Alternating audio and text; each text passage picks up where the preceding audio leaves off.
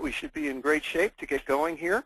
And for those of you who don't happen to have had a chance to familiarize yourself with all of Michael's background, you can kind of see a little bit of that information here.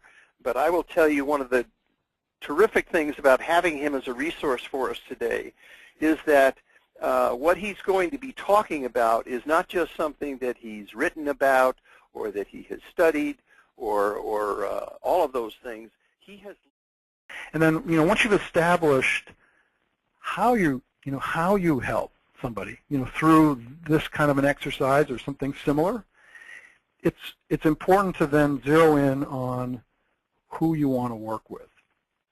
I mean, if you're not sure who you're talking to or who you're want to work with, your chances of creating momentum for your business really, go down. So not only do you need to know what you want to do, but you really need to know what market and what, who are you talking to, and so, for example, one thing that people do that really helps is to understand the client profile of the people that you want to work with. And what I mean by that is, who is your client? In the previous example, one of them was a CEO. But it could be a CEO, a CFO, it could be a vice president of logistics, it could be whoever. But your clients will have a profile. And that profile could be market-based, it could be individuals, it could be any number of things. In this case, I've just given you an example of how to sketch out the profile of the person or the types of people you want to work with. And you can have more than one of these, by the way. That's why it says client profile, or it has an S next to it. So you can have one or more. But the idea is to create something that lets you understand who you're actually trying to work with and attract to your business. And if you can figure out who is this person, what's their education, what's their demographic, what role are they in, what are the challenges that they have, what are they likely to know or think about, what are their attitudes toward using people from the outside, what are their ambitions, and if you can just sketch out a kind of general profile of the person you want to work with, it lets you get a good sense of who you're trying to reach and how you can structure services that would be responsive to the issues that this potential profile, this person, is trying to deal with. And this is good for service development, and it will also help your marketing communication, because once you have a good sense of who you want to work with and who's the subject of the services or would want the services that you offer, then it's simpler to do marketing. It's simpler to write to those people in terms of if you're doing articles or speeches.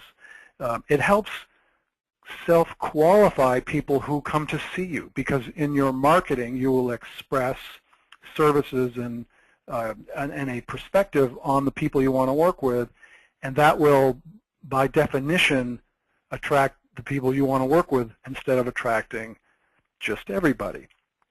And in the very early months of marketing, especially as starting up, having this kind of a profile will provide real focus to you in these really important first months, and it's flexible and extendable because you can always add profiles, take them away, and move in different directions if you find our relationships are the most important things we've got. And the way to create those, the way to sustain them, is to be, honest like Bill. Even he says he's fairly honest, is to be open, honest, and always clear about what it is that you bring to market.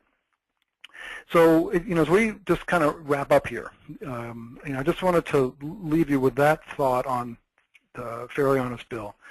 But I also, just want to say that this is a market that, the people on this call can get into. And it's a matter of making some decisions about what you want to do, how you want to do it, and then being very patient and being, bringing value to the market, continuing to work on marketing, working on your relationships, and through this process of defining your services, defining your buyers, and doing some good, solid marketing, you can build a business. It's not going to work for everybody, but it can work for anybody if you're willing to make the effort, if you're willing to make the time, and you're really dedicated to making it be a success. With that, I would wrap up, Dave. If there are questions, I'm certainly happy to answer, and I will turn it over to you, Dave. Okay, thanks, Mike. And yes, there are plenty of questions. For those who might have come on the call a little bit after we got started, if you've got questions that you'd like us to, like Michael, to try to respond to, just look over there to the right. You'll see an area.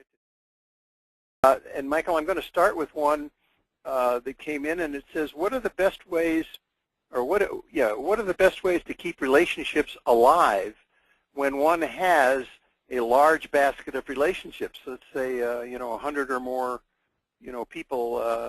How do I best keep that communications process going?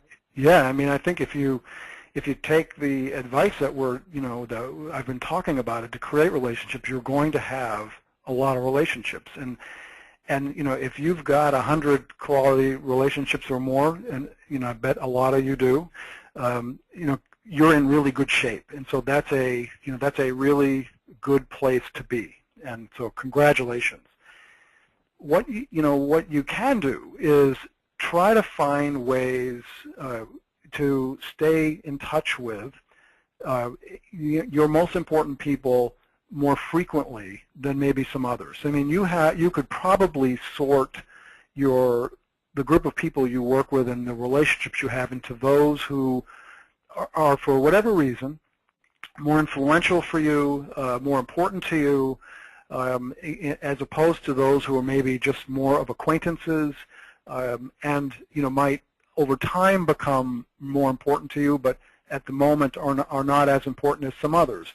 And so you can find ways to stay connected to those who are more important to you more frequently than others. It's for me, for me, I have relationships like everybody else, but there are maybe 5 who, if I stay in touch with. There are 5 people who have made the difference for me. Like if I were to say, of the things I've been able to do in my career, there's probably 5 people who have helped me really do that. And these are people who I am sure I'm always in touch with. And then there are people who are very influential, and then there's acquaintances and others. So it's just a matter of stratifying and thinking about how you want to prioritize your relationships and the time you have to spend with people.